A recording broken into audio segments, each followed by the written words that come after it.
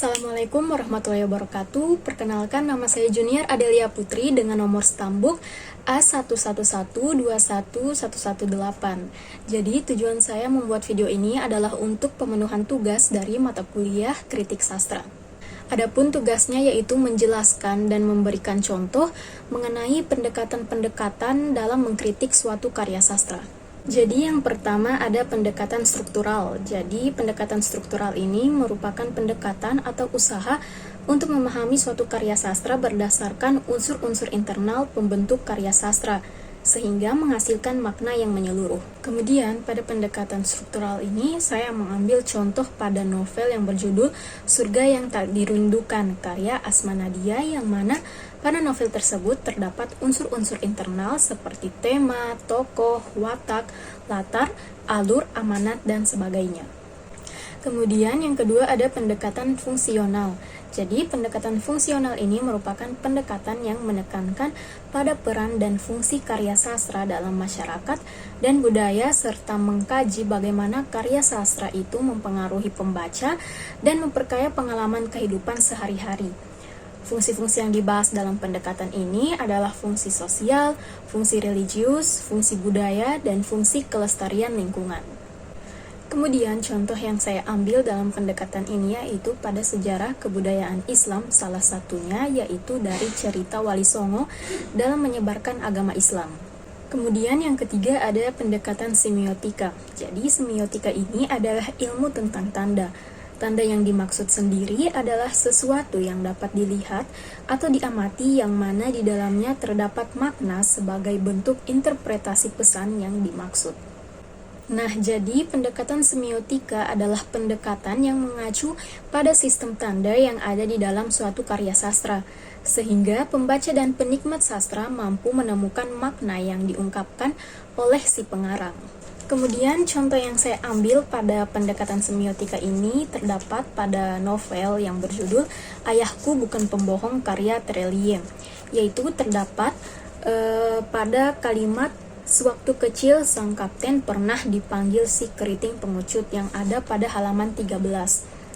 Nah, jadi di dalam kalimat tersebut terdapat tanda yang berupa simbol, yaitu si keriting pengecut, yang mana dalam tanda tersebut menggambarkan keadaan fisik sang kapten yang berambut keriting dan diolok-olok sebagai orang yang pengecut.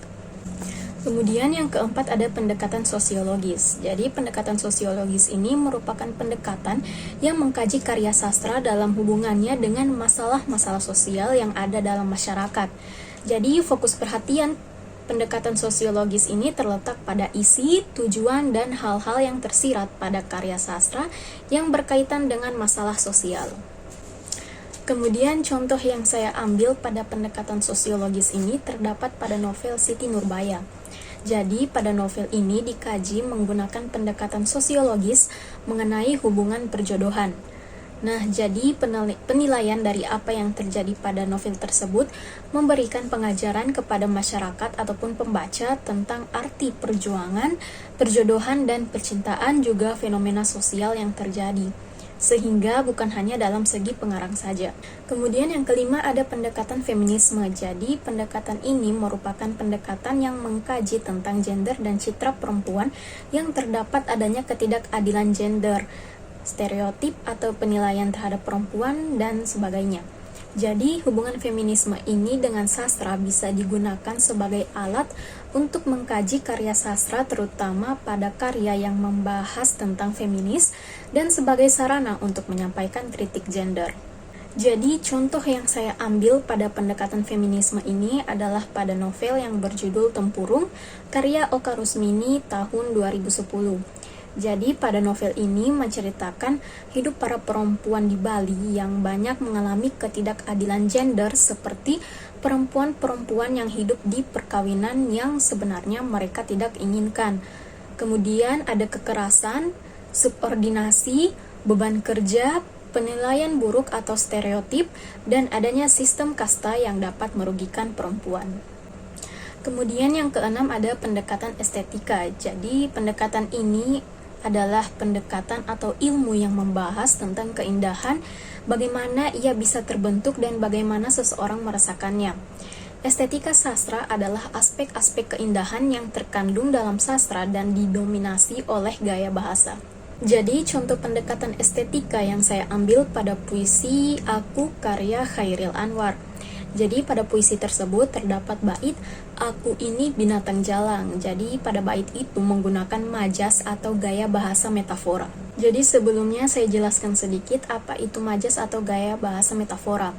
Jadi, gaya bahasa metafora ini yaitu pemakaian kata atau kelompok kata bukan dengan arti yang sebenarnya, melainkan sebagai penggambaran yang berdasarkan persamaan atau perbandingan. Nah, jadi kata aku ini dibandingkan dengan binatang jalang yang mana merupakan binatang liar, sehingga penggambaran aku pada puisi tersebut seolah-olah seperti binatang yang hidup dengan bebas, mementingkan kemauannya sendiri tanpa ada sedikit pun yang mengatur. Kemudian yang terakhir atau yang ketujuh ada pendekatan resepsi sastra. Jadi pendekatan ini merupakan pendekatan yang didasarkan pada tanggapan-tanggapan atau resepsi pembaca terhadap suatu karya sastra. Jadi pembaca di sini sebagai subjek yang aktif dalam menanggapi dan memaknai suatu karya sastra. Jadi, contoh pendekatan resepsi sastra yang saya ambil adalah meresepsi novel yang berjudul Sebuah Usaha Melupakan karya Boy Chandra. Jadi, novel ini bukanlah berisi tips atau cara melupakan seseorang, tetapi novel ini berisi tentang renungan-renungan perihal seseorang yang meninggalkan sehingga melahirkan rasa benci pada orang yang ditinggalkan. Kemudian, pada novel ini, penulis benar-benar meluapkan emosinya sehingga pembaca itu ikut hanyut dalam setiap kalimat yang ada pada novel tersebut. Mungkin itu saja penjelasan singkat dari saya mengenai pendekatan-pendekatan dalam mengkritik suatu karya sastra. Mohon maaf bila ada kesalahan. Terima kasih. Wassalamualaikum warahmatullahi wabarakatuh.